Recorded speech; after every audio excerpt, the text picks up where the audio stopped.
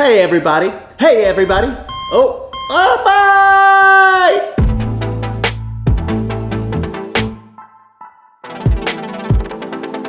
Hey everybody, welcome back to another episode of Robuilt. I'm your host, Rob, and this is the Echo edition because we're in Casa Mariposa and there's not a lot of furniture in here. We're like almost done. We're like 90% done. It's just a bunch of little small things at this moment. It's golden hour right now, so before the sunset goes down, we're gonna cut to me doing like fancy B-roll of the house now.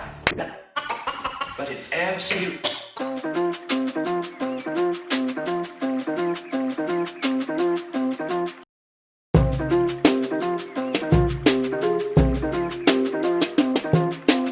And we're back. It's me and my friend Chico here.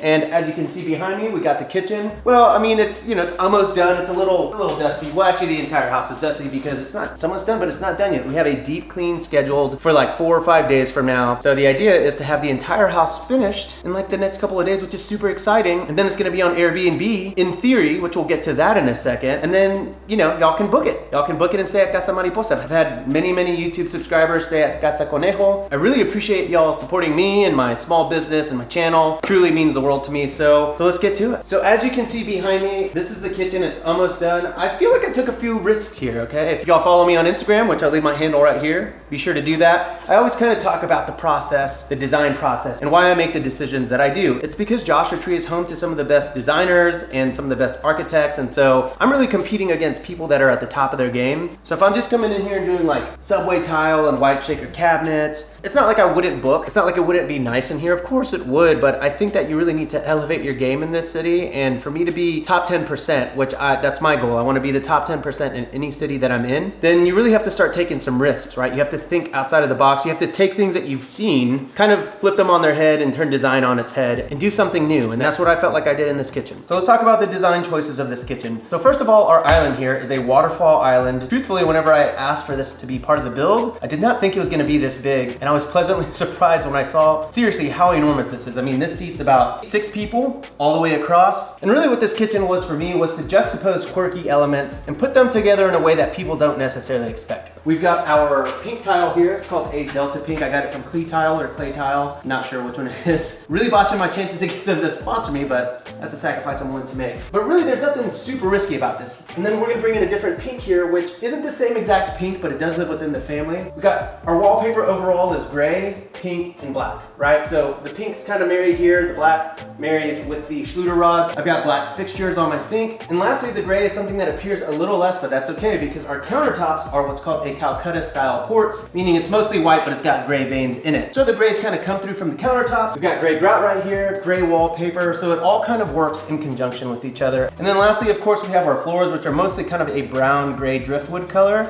And that's sort of what brought me to these cabinets right here. These cabinets are a cream color. It's a box torque from IKEA. A lot of people seem to hate on IKEA sometimes, but their cabinets are, if you install IKEA cabinets correctly, they're quality cabinets. There's no doubt about it. And then my favorite part, it's not a Smeg fridge, but check it out.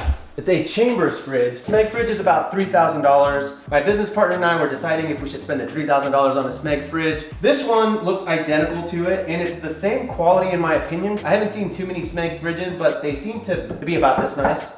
Hello? Hello? Only time will tell. It's a new fridge, so I would imagine it's probably not gonna break on me in the next year or two, but if it does, I'll burn it to the ground. All right, I'm gonna show you this. I feel weird showing you this because it's so unorganized, but we're in the middle of a construction and everything is dusty, so we have nowhere to put stuff, so I'm gonna show it to you anyways. So back here, you're gonna see that we built this bookshelf. A lot of blood, sweat, and tears went into this bookshelf. And when I say we, I mean my business partner. I watched. Well, no, actually, I did watch, but I work a full-time job. I have an 8-month-old daughter. I have a YouTube channel that takes up a lot of my time, and then I also consult right after work. And I'm basically consulting people up to 4 times a day. Usually I'm doing about 10 to 12 consultations, and I'm teaching people how to build tiny houses and how to start Airbnb businesses. But the moral of the story is that I'm not able to get out here during the week, and my business partner has a little bit more flexibility to do that. I'm really excited to show you the bedrooms because the bedrooms have another special element to it, a very design-forward choice, which is having a very cool mural that kind of acts as the headboard to our bed. So let's head inside.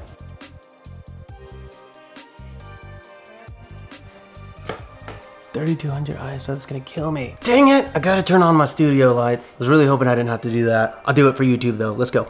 Start a YouTube channel, they said. It'll be fun, they said. God. What on earth is happening right now? All of this for like a 10-second shot.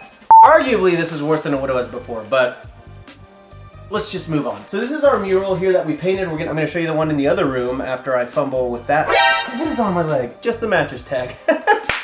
Just the mattress tag! This is gonna be cut, so you don't have to leave a comment about it, okay? Don't leave a comment about this. If you leave a comment about this in my comment section, I'm gonna lose it! Anyway, so we have 3 different colors here. And as you can see here, we have more plants there in the corner. Obviously not the final stages, but plants gotta make a house a home. Whatever happened to predictability? The milkman, the paperboy, evening TV. Great, and now we're into this echo chamber. We are in California after all. I'm gonna try to keep it very quiet, like I'm narrating a golf game because it is very, very echoey in here. But basically, we have our mural over here, part 2. So this is the master bedroom. Let's get out of here because it's so echoey. All right, now we're in the bathroom and the lighting in here is not so good. So we're gonna cut to roll. But as you can see, I'm kind of going for vintage California in here. So we have our muted pinks and then we also have our greens here, which you'll see in the floor right there. Greens, pinks. One thing you're gonna notice is that we have this pink tile in the back here. What is that smell? It feels like an old Subway sandwich. Actually, it smells a little better. And it's not me, even though I haven't showered in 4 days. Let me walk that back. I haven't showered in like 2 or 3 days, but not because I don't want to, it's because I've been at the Grand Canyon at my glamp site for the last 4 days, filming a course on how to start a glamping business. And then also a course on how to start an Airbnb business. So keep an eye out for that, but all to say, man, hold on, give me a second. All right, well, regardless, we're on septic, so maybe it's just septic-y smells, which is actually my nickname back in high school. And with that, this bathroom isn't 100% complete until I put the wallpaper in, which we're gonna do right now. And it's the next day, and I thought I was gonna finish this last night, but unfortunately, I ran out of wallpaper glue, so I was only able to do 2 different runs here. But that's okay, it gave me some time to kind of assess the look and what I really want for this bathroom. So, as you can tell, it's very busy.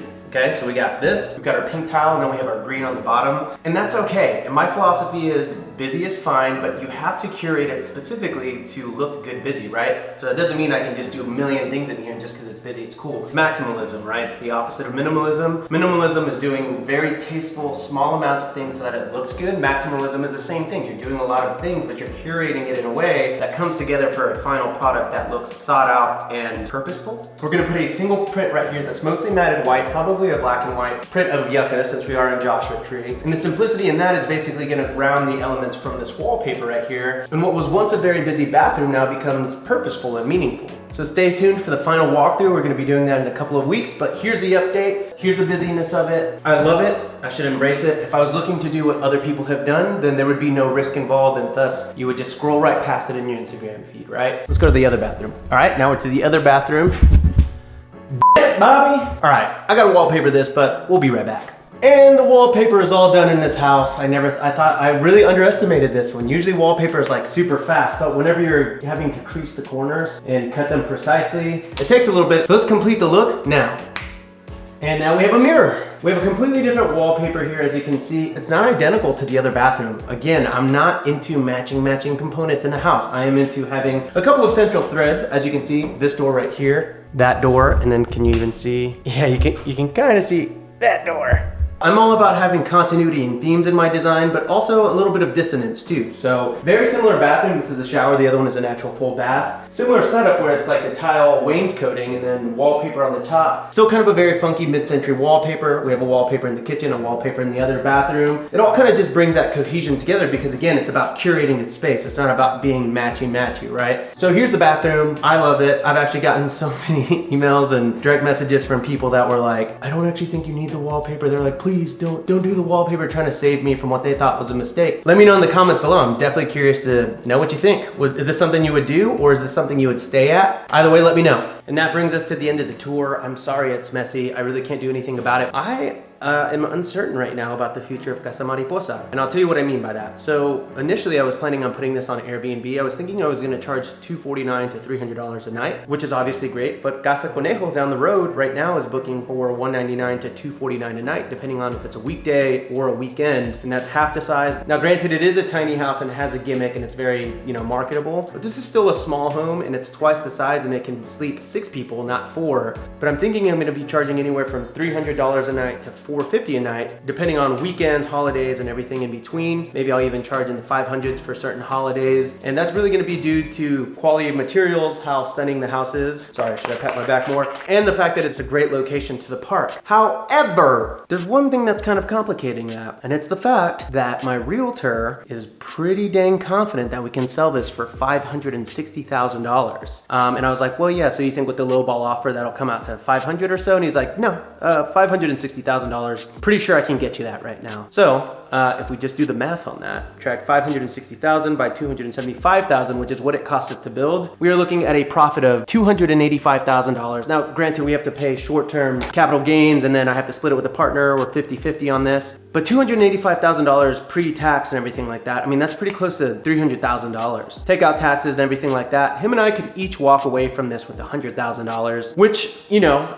it's a very complicated thing because we have spent over a year making this house. I mean, when I say that we have put blood, sweat, and tears into this, I mean it. And some of you might be thinking, well, hey, if it took you a year to make $100,000, why not just sell it and do it again and do it again and do it again? And so here's the problem that I'm faced. I can sell this house right now and I can be rich. Like I can make a rich profit, or I can keep it and become wealthy. You know what I'm saying? So there is a difference. Like selling real estate makes you rich. Keeping real estate makes you wealthy. I just feel like for what we can possibly be making, I mean, let's just math this out. And a lot of people always say like, oh, you're just estimating it. I can't wait to see what the market does to you. And I don't know why I'm doing my Bill Paxton impression, but people are like, yeah, just wait till you actually have to post it and then you're not gonna make as much money as you, blah, blah, blah. I love when people try to tell me how much money I'm gonna make based on the fact that they know nothing about my business and the fact that I've been a very successful host over the past 3 years. I'm like pretty confident that I can book this thing like 100%. Conejo has literally been 100% booked July,